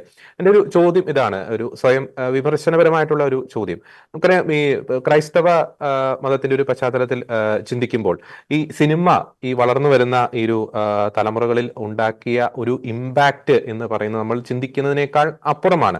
ഇപ്പോൾ ഒരു ക്രൈസ്തവ പശ്ചാത്തലത്തിൽ ചിന്തിക്കുമ്പോൾ ആഴ്ചയിൽ ഒരു ദിവസം ഒരു ഒന്നോ രണ്ടോ മണിക്കൂറാണ് ഈ വേദപാഠ പഠനത്തിനും മറ്റുമായിട്ട് ഇടവകയിൽ കുട്ടികൾ ചെലവഴിക്കുന്നത്. എന്നാൽ ആ ഒരു ആഴ്ച 3-4 മണിക്കൂർ പല ഘട്ടങ്ങളിലായിട്ട് പല സിനിമകളും, ഇത്തരത്തിലുള്ള പല സിനിമകളും കുട്ടികൾ കണ്ടിട്ടുണ്ടാകും.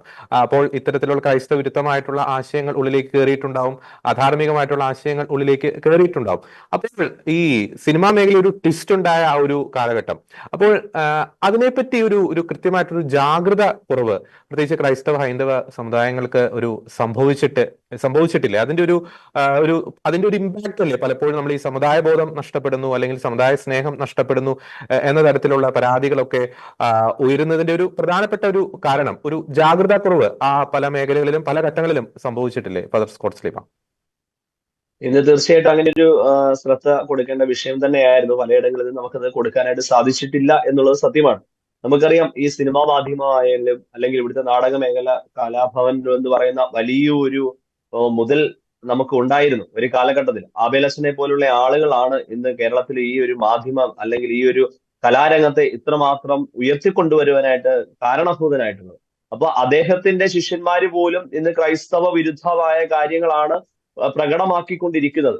ഈ ക്രൈസ്തവ വിശ്വാസത്തെ, ആചാരങ്ങളെയും അല്ലെങ്കിൽ മറ്റു മതസ്ഥരെയൊക്കെ അവഹേളിച്ചുകൊണ്ട് സമൂഹത്തിന് മുൻപിലേക്ക് ഇവർ കടന്നു വരുമ്പോൾ, ഇന്ന് സിനിമ എന്ന് പറയുന്ന മാധ്യമം അങ്ങ് ഏറ്റവും അധപ്പതിച്ചു പോകുമ്പോൾ, ഈ സിനിമയ്ക്ക് ഇന്ന് കഥകൾ വേണമെന്ന് നിർബന്ധമില്ല, നല്ലൊരു തിരക്കഥ വേണമെന്ന് നിർബന്ധമില്ല. മറിച്ച് ഏതെങ്കിലും ഒരു പൗരോഹിത്യ ജീവിതത്തെയോ അല്ലെങ്കിൽ ഒരു സമർപ്പിതയോ അല്ലെങ്കിൽ ഏതെങ്കിലും ഒരു വിശ്വാസത്തെയോ ഒന്ന് കൂട്ടുപിടിച്ചുകൊണ്ട് അവരെ ഒന്ന് അവഹേളിക്കുന്ന ചിത്രങ്ങളാണോ ഇന്ന് നല്ല മാർക്കറ്റിംഗ് ഉണ്ടാകുന്ന രീതിയിലേക്ക് മാറ്റപ്പെട്ടു കഴിഞ്ഞു. കാരണം ഇന്ന് ആളുകൾ അത് കാണുവാനായിട്ട് ആഗ്രഹിക്കുന്ന രീതിയിലേക്ക് അവരുടെ മാനസിക അവസ്ഥയെ എത്തിച്ചു കൊണ്ടുവരുവാനായിട്ട് ഈ കാലഘട്ടത്തിൽ സിനിമാ പ്രവർത്തകർക്ക് കഴിഞ്ഞു എന്നുള്ളത് സത്യമാണ്.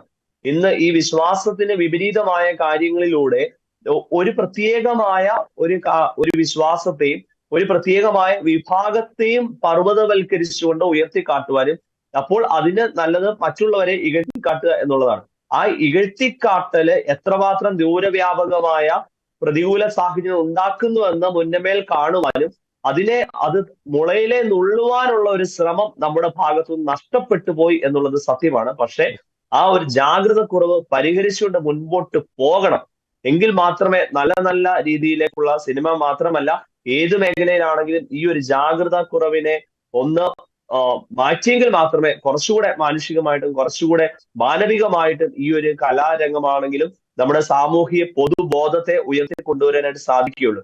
അതിന് ഇവിടുത്തെ ഹൈന്ദവ വിശ്വാസമെന്നോ ഇസ്ലാം വിശ്വാസമെന്നോ അല്ലെങ്കിൽ ക്രൈസ്തവനെന്നോ നോക്കിയല്ല, മറിച്ച് ഒത്തൊരുമിച്ച് നിന്ന് നുള്ളേണ്ടതിന് നുള്ളണം. ഈ സിനിമ മാധ്യമ രംഗങ്ങളിലൂടെ ഇന്ന് ക്രിസ്തീയ വിശ്വാസം ഏറെ ചോദ്യം ചെയ്യപ്പെടുന്നത് ഈ ഒരു മാധ്യമം വഴിയാണ്. ഈ മാധ്യമം വഴിയെ ചോദ്യം ചെയ്യപ്പെടുമ്പോൾ അതിനെ നിലയ്ക്ക് നിർത്താൻ കഴിയുന്ന രീതിയിലേക്ക് ഇവിടുത്തെ നമ്മുടെ പ്രവർത്തനങ്ങൾ മാറണം. ബഹിഷ്കരിക്കേണ്ടതിനെ ബഹിഷ്കരിക്കണം, കൊള്ളേണ്ടതിനെ കൊള്ളണം എന്ന് പറയുവാൻ ആർജവത്വത്തോടുകൂടെ ഒരു സമുദായ ബോധത്തോടുകൂടെ നമ്മൾ വന്നുവെങ്കിൽ മാത്രമേ സാധിക്കുകയുള്ളൂ. ഇല്ല എങ്കിൽ പലയിടങ്ങളിലും നമുക്ക് വേണ്ടി നമുക്ക് വിപരീതമായി സംസാരിച്ചവരൊക്കെ ഇന്ന് നിശബ്ദമായിട്ടിരിക്കുകയാണ്. നമ്മളിത് മുളയിലെ നുള്ളണം. ഓക്കെ, യെസ്, വ്യക്തമാണ്. ഡോക്ടർ ചാക്കോ കള്ളംപറമ്പിൽ, അവസാനമായിട്ടും ഈ സബ്ജക്റ്റുമായി ഒരു ഔട്ട് ഓഫ് സബ്ജക്ട്, ചെറിയൊരു ഔട്ട് ഓഫ് സബ്ജക്ട് എന്നുള്ള രീതിയിലാണ് ഞാനിത് ചോദിക്കുന്നത്. പ്രത്യേകിച്ച് ഈ ഹേമ കമ്മിറ്റി റിപ്പോർട്ട് പുറത്തു വന്നതിന് ശേഷം നമ്മുടെ ഇവിടുത്തെ മുഖ്യധാര മാധ്യമങ്ങളുടെ ഒരു റിപ്പോർട്ടിംഗ് ശൈലി അങ്ങ് ശ്രദ്ധിച്ചിട്ടുണ്ടാവും. പലപ്പോഴും ഈ ഫാമിലി ആയിട്ട് പോലും ഒരു വാർത്ത കാണാൻ പറ്റാത്ത ഒരു സ്ഥിതിവിശേഷത്തിലേക്കാണ് അത്തരം റിപ്പോർട്ടിങ്ങുകളൊക്കെ പോയിക്കൊണ്ടിരിക്കുന്നത്. ഈ പറയുന്ന പീഡനം ഏറ്റ അല്ലെങ്കിൽ അത്തരത്തിൽ ഒരു ആരോപണം ഉന്നയിക്കുന്നവരെ സ്റ്റുഡിയോയിൽ കൊണ്ടുവരുന്നു, അവരുടെ വിഷമങ്ങൾ സ്റ്റുഡിയോയിൽ അത് പങ്കുവയ്ക്കുന്നു. ഒപ്പം ചില അമിതമായിട്ടുള്ള ചില വർണ്ണനകൾ, അത് ഫാമിലി ആയിട്ട് കേൾക്കാൻ പോലും സാധിക്കാത്ത അല്ലെങ്കിൽ അത്തരത്തിൽ ആശാസ്യമല്ലാത്ത രീതിയിലുള്ള ചില റിപ്പോർട്ടിങ്ങുകൾ, ആ രീതിയിലേക്കൊക്കെ കാര്യങ്ങൾ പോകുന്നുണ്ട്.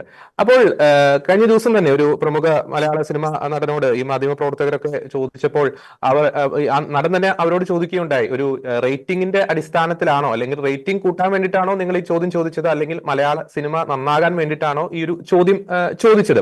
അത് തന്നെയാണ് ഞാൻ ചോദിക്കാൻ ആഗ്രഹിക്കുന്നത്. അപ്പോൾ ഇത്തരത്തിലുള്ള വാർത്തകളൊക്കെ പുറത്തു വരാൻ കുറെ കൂടി ഒരു പക്വത, റേറ്റിംഗ് എന്നതിനേക്കാൾ അപ്പുറം കുറെ കൂടി ഉത്തരവാദിത്ത ബോധത്തോടെ നമ്മുടെ മാധ്യമങ്ങൾ ആ വാർത്തകൾ റിപ്പോർട്ട് ചെയ്യേണ്ടതല്ലേ ഡോക്ടർ ചാക്കോ കാളാമ്പറമ്പിൽ?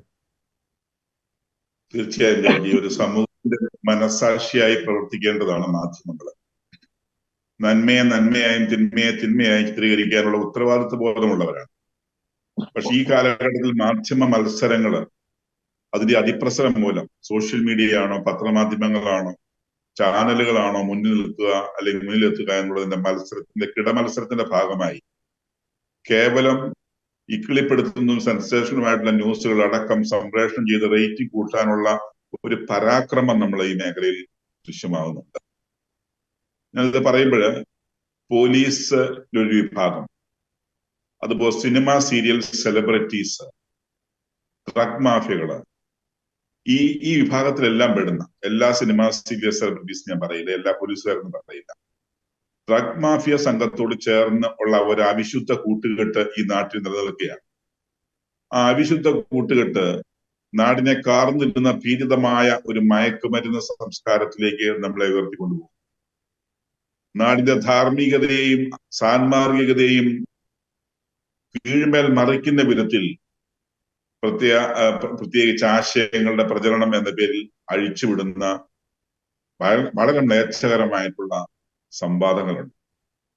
ഇതൊക്കെ ഇപ്പൊ ഞാൻ ഓർക്കുകയാണ്, ക്രൈസ്തവ വിശ്വാസത്തെ തകർക്കാൻ വേണ്ടി അല്ലെ ഹൈന്ദവ വിശ്വാസത്തെ തകർക്കാൻ വേണ്ടി ശ്രമിക്കുന്ന പ്രചരണ ആയുധങ്ങളുണ്ട്. ഈ പറയുന്ന വിഷയങ്ങൾ, പ്രത്യേകിച്ച് നമ്മൾ ഈ ചിന്തിച്ച വിഷയങ്ങൾ, അത് സ്ത്രീകൾക്കെതിരെയുള്ള അതിക്രമങ്ങളായാലും അതുപോലുള്ള പ്രശ്നങ്ങളായാലും, ഇത് സിനിമാ മേഖലയിൽ മാത്രം ഒതുങ്ങി നിൽക്കുന്നതല്ല എന്ന ഒരു വസ്തുത ഇവിടെ നിൽക്കുന്നു. മാധ്യമ മേഖലയിൽ അടക്കം എല്ലാ മേഖലകളിലും ഇതിന്റെ അനുരണനങ്ങൾ നമുക്ക് കാണാനായിട്ട് കഴിയുന്നു. അവിടെയൊക്കെ ഇതുപോലൊരു റിപ്പോർട്ട് പോലെ ഹേമ കമ്മിറ്റിയും ഉണ്ടെങ്കിൽ ഒരുപക്ഷെ ഇതോ ഇതിന് സമാനമായതോ ഇതിനേക്കാൾ കൂടിയത് പോലും പുറത്തു വരേണ്ടി വരുമെന്നാണ് എനിക്ക് തോന്നുന്നത്. എന്തായാലും ഇരുമ്പാണി തൊഴിക്കുന്നവർ അതെന്തായാലും അതിന്റെ തിക്തഫലം അനുഭവിക്കാതിരിക്കും. അവർക്ക് വേണ്ടി കാലം കരുതി വെച്ച ഒരു കാവ്യനീതി താങ്കൾ സൂചിപ്പിച്ചതുപോലെ ഇതിനകത്തുണ്ട്. അത് അനുഭവിച്ചേ തീരും. എന്തെല്ലാം പുകമറകൾ സൃഷ്ടിച്ചുകൊണ്ട് എന്തെല്ലാം പൊടിപ്പും തൊങ്ങലും വെച്ച് അവതരിപ്പിച്ചാലും സത്യത്തിന്റെ മുഖം എന്നും പുറത്തു വരും. അസത്യത്തിന്റെ മുഖം വൈകൃതമാണ്, വികൃതമാണ്. അത് തീർച്ചയായിട്ടും എത്ര മേക്കപ്പെട്ടാലും അത് പുറത്തു വരും എന്നുള്ളത് യാതൊരു സംശയവുമില്ല. സത്യത്തിന് വേണ്ടി നിലകൊള്ളാൻ മാധ്യമ മേഖലയായാലും അതുപോലെ നമ്മുടെ സിനിമാ മേഖലയായാലും സാംസ്കാരിക മേഖലയായാലും ഏതെങ്കിലുമൊക്കെ തെറ്റായ പ്രത്യയശാസ്ത്രങ്ങളുടെ പിണിയാടുകളായി നിലകൊള്ളുന്നതിനപ്പുറത്തേക്ക് തയ്യാറായില്ല എന്നുണ്ടെങ്കിൽ അവർക്ക് വേണ്ടി കാലം കരുതി വെച്ച് ഈ കാവ്യനീതി അവരെ കൊണ്ടെത്തിക്കുന്നത് സമ്പൂർണമായ തകർച്ചയിലായിരിക്കുമെന്ന് എനിക്ക് സംശയം. അതുകൊണ്ട് ഇതിനെതിരെ ഷെക്കിനാസിനെ പോലുള്ള ചാനലുകൾ റേറ്റിംഗിന് വേണ്ടി നിലകൊള്ളാതെ സത്യത്തിന് വേണ്ടി, നീതിക്ക് വേണ്ടി, ധാർമ്മികതയ്ക്ക് വേണ്ടി, സമൂഹ മനസാക്ഷിയായി നിലകൊള്ളാൻ തയ്യാറാവുമ്പോൾ ഇവിടെ ഒരു പുതിയ സംസ്കാരം ഉയർത്തിനിൽക്കും. മാധ്യമ മേഖലയിലായാലും സിനിമാ മേഖലയിലായാലും കലാ സാംസ്കാരിക മേഖലയിലായാലും ഒക്കെ നട്ടെല്ല് വളയാത്ത തലച്ചോറുള്ള പുതിയ തലമുറയെ വാർത്തെടുക്കാൻ നമുക്ക് കഴിയണം. എങ്കിൽ മാത്രമേ ഈ നാടിന് നിലനിൽപ്പുള്ളൂ എന്ന് വിശ്വസിക്കുന്ന കൂട്ടത്തിലാണ് ഞാൻ. അതുകൊണ്ട് ഇരുമ്പാണിയിൽ തൊഴിച്ചവരൊക്കെ തന്നെ അവരുടെ മുറിവുകൾ മനസ്സിലാക്കി പരിക്ക് വെച്ച് തിരിച്ചു വരാനുള്ള അവസരമായി കാണണമെന്നാണ് എനിക്ക് പറയാനുള്ളത്. തീർച്ചയായും ഈ ചർച്ചയിലൂടെ നമുക്ക് അത്തരമൊരു വലിയ പ്രത്യാശയിലേക്ക് നമ്മുടെ പ്രേക്ഷകരെ നയിക്കാമെന്ന വാക്കുകളോടെ ഞാൻ എന്റെ വാക്കുകൾ അവസാനിപ്പിക്കുകയാണ്. സമൂഹത്തിൽ പല കാലഘട്ടങ്ങളിലും വളരെ പോസിറ്റീവായിട്ടുള്ള മാറ്റങ്ങൾ സംഭാവന ചെയ്ത ഒരു കലയാണ് സിനിമ. തീർച്ചയായിട്ടും സിനിമ അനേകരുടെ ഒരു ചോറാണ്, അനേകരുടെ ഒരു വേർപ്പാണ്, വേർപ്പിന്റെ ഒരു ഫലമാണ് ഈ സിനിമ എന്ന് പറയുന്ന ഒരു മേഖല. തീർച്ചയായിട്ടും ഈ ചർച്ചയിൽ സൂചിപ്പിച്ചതുപോലെ തെറ്റുകൾ തിരുത്തി ഒരു നല്ല കാലത്തിലേക്ക്, ഒരു നല്ല ഒരു അവസ്ഥയിലേക്ക്, നല്ലൊരു സാഹചര്യത്തിലേക്ക് കേരളത്തിലെ ഈ മലയാള സിനിമ മേഖല തീർച്ചയായിട്ടും കടന്നു വരട്ടെ. മലയാള സിനിമയെ നയിക്കുവാൻ ഉന്നതമായിട്ടുള്ള ധാർമ്മിക ബോധമുള്ള, നല്ല കലാ ചിന്തയുള്ള നല്ല നേതൃത്വങ്ങൾ കടന്നു വരട്ടെ. ഇത്തരത്തിലുള്ള സ്ത്രീകൾ നേരിടുന്ന അതിക്രമങ്ങൾ, അതിനെതിരെ നടപടി വേണം. ഒപ്പം തന്നെ ഈ തീവ്രവാദപരമായിട്ടുള്ള ഒരു പ്രവണതകൾ, അതിനെതിരെയും തീർച്ചയായിട്ടും നടപടി വേണം. എല്ലാ മതവിശ്വാസങ്ങളെയും സമഭാവനയോടെ കാണുന്ന ഒരു നല്ലൊരു സംസ്കാരം തീർച്ചയായിട്ടും മലയാള സിനിമ മേഖലയിൽ രൂപപ്പെടട്ടെ എന്ന ഒരു ആശംസയോടെ ഇന്നത്തെ ഒരു ചർച്ച വൈൻഡപ്പ് ചെയ്യുന്നു. ഈ ചർച്ചയിൽ വളരെ സജീവമായി പങ്കെടുത്ത ശ്രീ രാമസിംഹൻ, ഫാദർ സ്കോട്ട് സ്ലീബ, ഒപ്പം തന്നെ ഡോക്ടർ ചാക്കോ കാളാമ്പറമ്പിൽ, 3 പേർക്കും നന്ദി.